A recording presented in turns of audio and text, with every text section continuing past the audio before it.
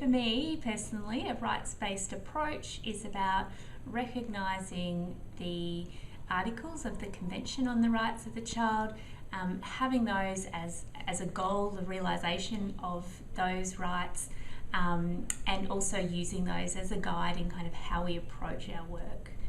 It's around looking at children as being rights bearers as opposed to considering children as being property or objects of welfare and salvation.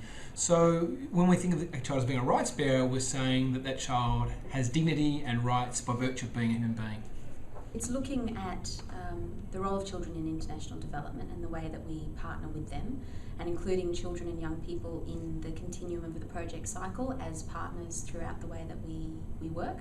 So involving children and youth from planning stage, design, implementation, monitoring, evaluation, and joining hands together with young people to do development work in a sort of honest, sort of mutually beneficial, respectful way, an appropriate way. But it's also more than that, it's realising children's rights, looking at tangible things in terms of access to education and health and water, but also some more of the intangible things around voice and agency and power, and working with young people to build their strengths and their capacity to lobby duty bearers and people within their community around issues that are important to them, and then working with those people that are around them to be a receptive audience to that. So equipping the young people with the skills that they may want or need to be able to do things that they want to do to make change in their community, but then also working with government or community-based organisations, NGOs, families, community groups to be able to listen to that, to hear that and respond to that and respect that, and just let people know what the Convention on the Rights of the Child is all about, what it was based on, and each sort of person's expectation and roles within that. The concept of child rights-based programming is not is still contested in the industry, in the sector. There isn't a common and commonly agreed understanding of what that means, in my view. If child rights-based programming is realizing child rights, or if that's at least part of it, then for me it's about working to achieve, to enact the rights which are in the Convention on the Rights of the Child, which are grouped around survival, protection, development, and participation. And if that's at least part of a child rights-based programming approach, then that's very clear and it's very accepted. If it is something in addition to realizing child rights, if it's something different or something more than, then for me what it is moving into the territory of rights-based work, which is separate, in my mind, from realizing rights. When you move into human rights-based programming, or in that sphere, you're getting to be sort of jargony. You're looking at who is responsible for realizing those rights and who is entitled to those rights. So you've got duty bearers and you've got rights holders.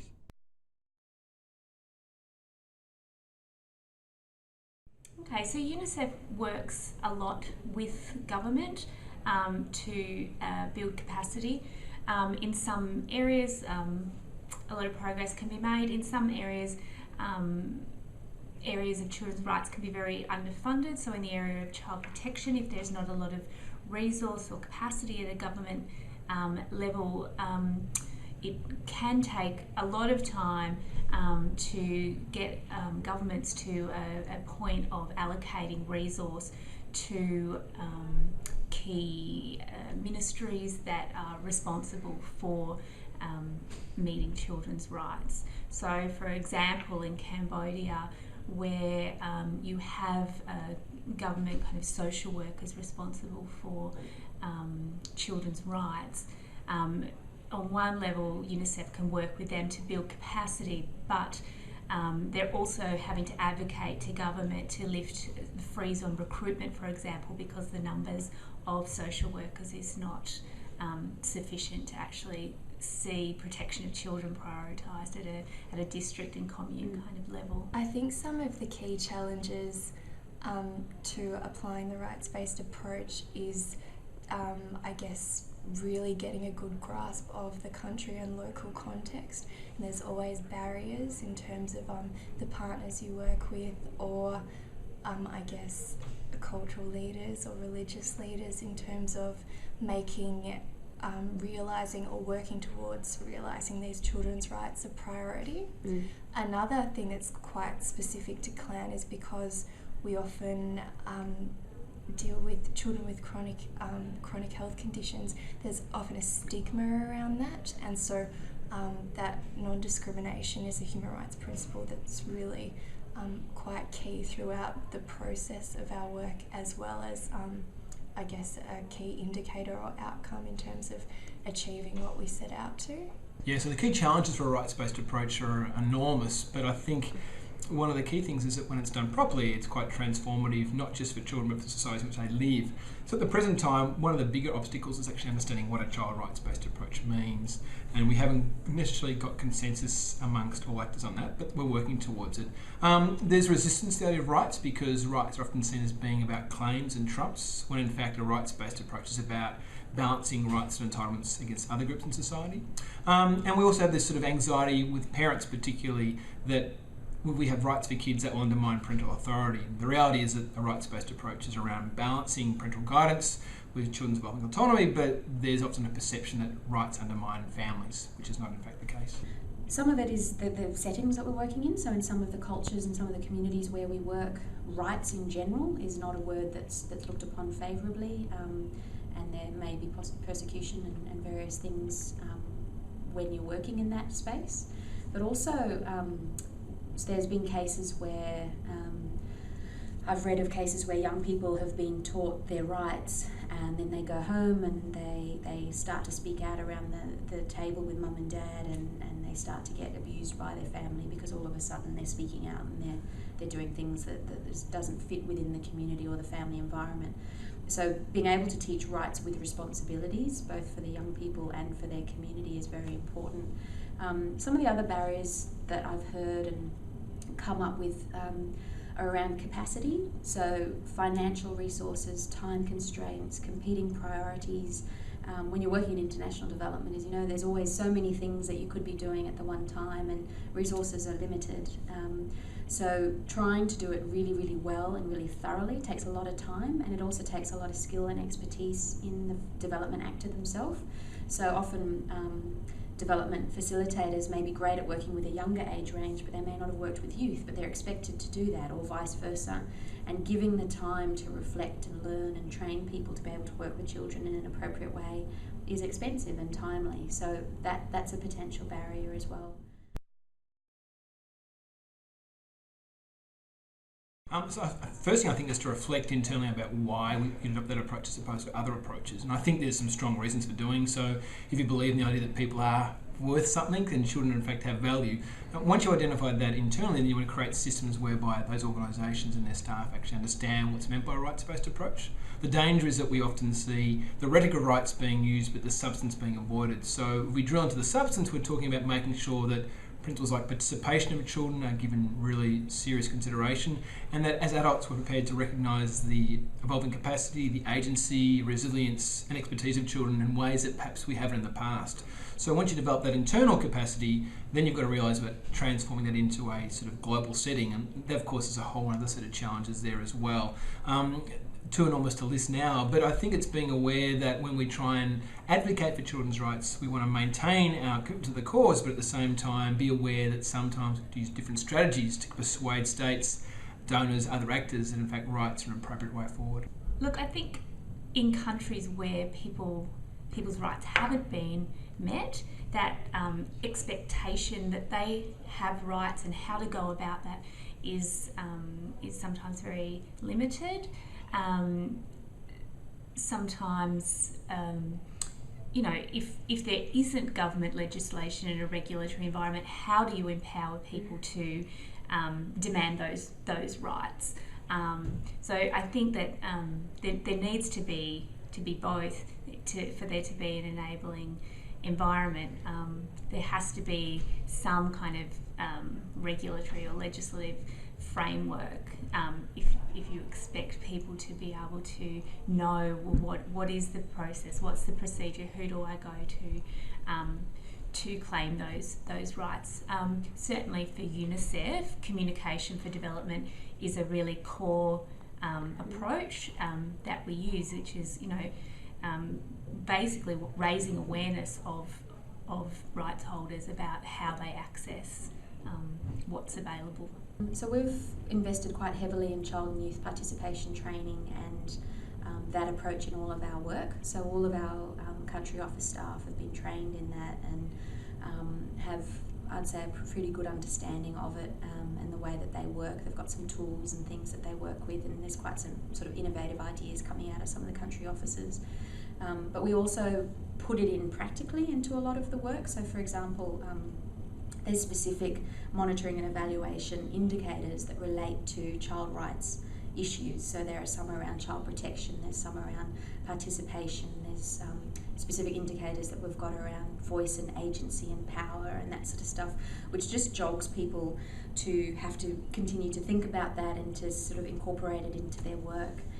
We also have in project proposal formats and reporting templates and things like that specific lines where they need to report on how children and youth have been included and what their role has been and things like that. So on a sort of programmatic, practical sense, there's times where they have to think about it again and remind themselves, oh, that's right, we should be doing this. Okay, yes, we'll be doing that. So that's sort of practically how we do it. And then in terms of the organisation, a lot of it around training and thinking and reflecting and learning within groups. So we have a few sort of cross-country, like we've got a community of practice on child protection, which has members from all of our country offices and the broader Child Fund Alliance that get together and share and learn ideas around child protection and what they're doing and sort of things that they've learned that they could share with others that others might find interesting. So we're continually trying to learn and improve and learn from each other and from other organisations as well. And then in country, each of our country offices have members, generally the country director and a few others, on national committees that look at child rights issues. For example, a particular, it might be child labour or child protection sort of focused network that they're involved in, and they do advocacy at that level. UNICEF uses a human rights-based approach. It comes under a UN kind of common understanding of human rights-based approach. They use the Convention of the Rights of the Child as well as CEDAW and the Convention on Persons Living with Disabilities as their kind of fundamental conventions that they work under within that kind of rights-based approach. Yep, so CLAN's a small Australian NGO which takes a rights-based community development approach. And CLAN's aim is really to maximise the quality of life for children living with chronic health conditions in resource-poor countries. So the rights-based approach that CLAN adopts is really, so the child is the centre of any of CLAN's community development work. It's a holistic approach, which means that not only are we sort of seeking to address issues with respect to health, but we're looking more broadly at things like education, meaningful participation in society, engaging the family and the support groups, and raising awareness about particular conditions with the child and with the families, and then more broadly within the community. I think also the CLAN's rights-based approach, there's a focus on accountability and that children are rights holders, and the government or the state that we're working with is accountable to help work towards realising those rights. And I guess that's another area that CLAN seeks to offer support to those accountable to actually have those resources and the capacity to help these children obtain the best life they possibly can and achieve those different rights. So not just health but education and the right to meaningfully participate in society. And so the example that I used today was from Child-Centred Disaster Risk Reduction, where PLAN has worked in a range of different countries to teach kids about what what hazards there are in their community, and what agency they can take in relation to building resilience within their community and amongst their peers.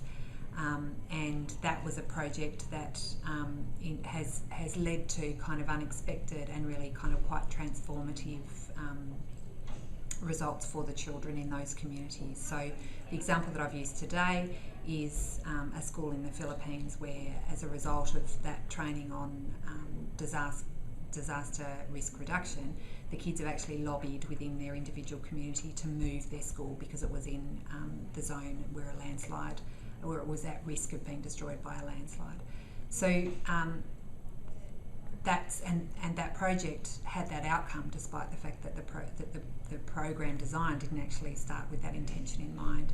And so I suppose where I was drawing the links is that as a lawyer, you can very much often come into a child rights-based approach in a very ordered, neat way of dealing with rights, of dealing with duty bearers and rights holders. And very often it is messier and more organic than that, and that's okay. And despite the fact that we don't always know what might happen by starting at the community level or with the individual child, the potential of that approach is often far more transformative than a more legalistic approach. I think the right to education has sort of emerged as part of the conversations, but not in a formal kind of we need our right to education. Instead, what's happened in those communities is that kids' voices have been lifted up. The importance of their school to them and the importance of learning to them has been made very clear to their community leaders, and that has led to a transformative change of that school being moved to a safer place. And that means their right to education has been protected and realised. So if we have instead, as an organisation, gone into that community and said, you have a right to education, let's realise your right to education, who knows what kind of outcome would have been achieved versus the way that we did it, which was very much more ground up. So I guess what I'm saying is there are different approaches for different contexts. Sometimes it is appropriate to be more formal and advocating much more at that kind of higher level. But very often in our community development work, we are in a situation where we're working in partnership with communities to work out where they want to go with issues and rights, issues or problems or so forth that they might want to address. So our vision and our mission, everything about Child Fund Australia and Child Fund, the Alliance broadly, globally, is all about children. It's child-centred, child-focused. We do both sides of sort of child rights realisation in terms of working with children and communities to realise children's rights. We do a lot of education, health, hygiene, child protection, child rights education. We also do a lot around partnering with children in our work from the beginning to the end of the cycle. We do a lot of that, not in all of our country offices and not in all of our projects and programs, but we do that a lot. Also, we do quite a lot of sort of rights realisation. We may not use that language, but we do a lot of work with young people in particular to get them involved in commune planning and district planning and sometimes even national planning and things like that, and adult forums, and working with them to use their skills to be able to voice their opinion. So in many ways we do work in a rights-based way with children, but we tend to not sort of put it out there on the website or say it in any sort of explicit, obvious way, partly because often we joke we're a little bit of like a quiet achiever, and sometimes we feel to do that we're making an assumption that we're getting it right all the time and that we are working in a child rights based way for every project all the time, which we're not. Sometimes it's not appropriate to do that, and sometimes we may not have the capacity to be doing it very, very well. That being said, we do work in that way a lot of the time, and we certainly do focus on realising children's rights. So we tend to use more child-centred community development, child-centred organisation, child-focused organisation, where everything is around the child and their community, and our understanding of poverty is around children's experience of poverty in terms of deprivation and exclusion and vulnerability. But we tend to use more of that sort of language child-centred, child-focused, or child rights-based programming rather than a clear statement that sort of summarises all of our work all of the time. Our role in the world of realizing child rights is expansive. There are many ways we can do it, and Jackie's spoken to that very eloquently. To say that you do work in a rights-based way as an international NGO, I think is quite a complicated thing to answer. The clearest way for me to answer that is our role as an international agency must be to help the duty bearer do their job and to help the rights holder do their part. Well, I have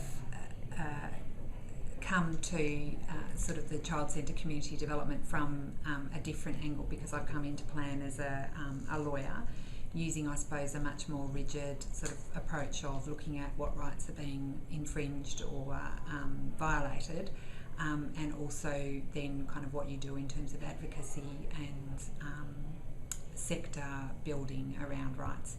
And I think the difference, so when I first came to Plan, the question for me was very much what is the connection between this and Plan's child-centred community development model.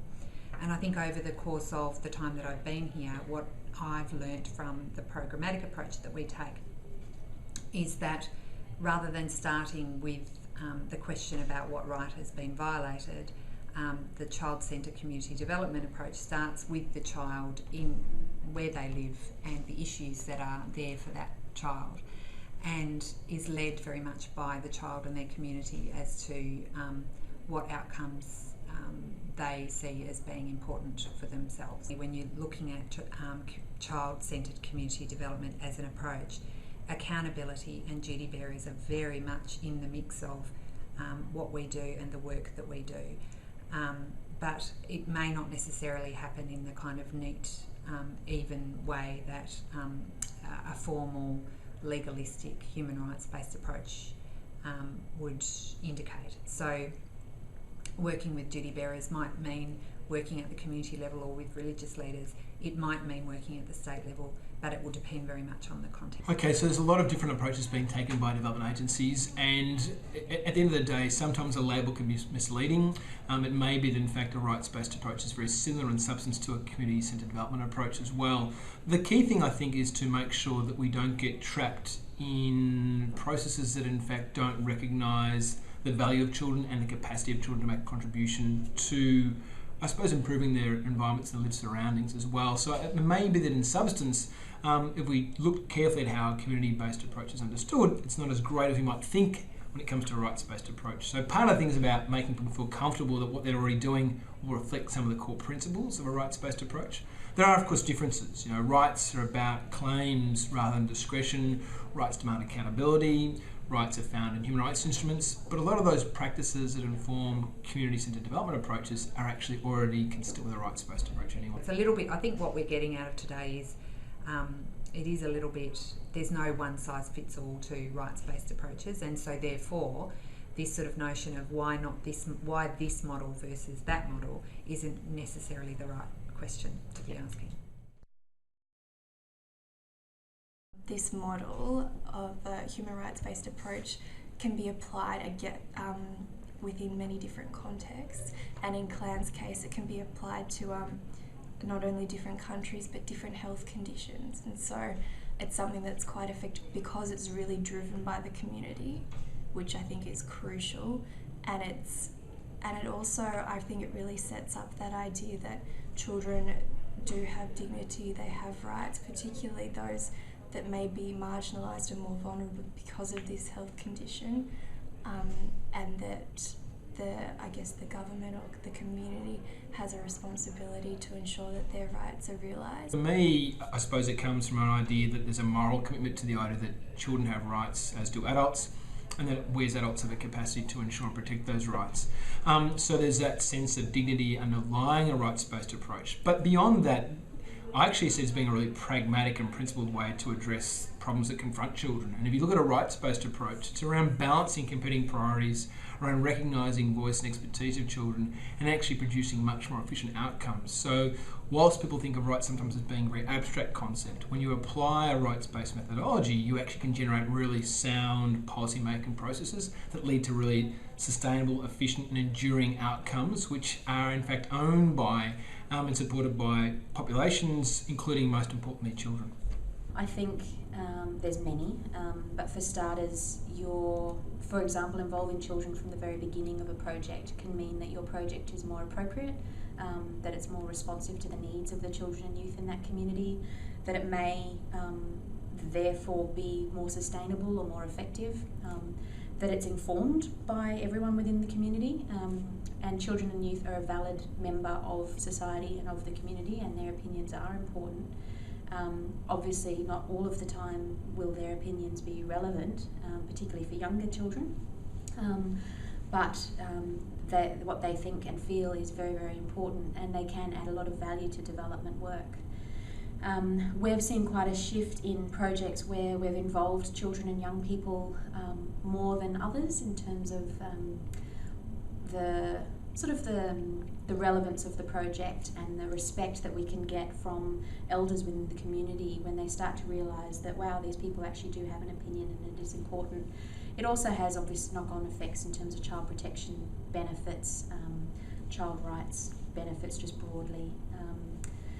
And looking at the future in terms of the way of the world's population, many of the countries, young people take up more than half of the population, and so they're not just, they are a significant chunk of the demographic of each country, and they should not be ignored. They need to be included and part of the process, and they have a great potential and opportunity for wonderful change at a variety of different levels, whether it's just community, district advocacy and work and peer-to-peer things, right up through to UN lobbying and advocacy around the rights of children and young people.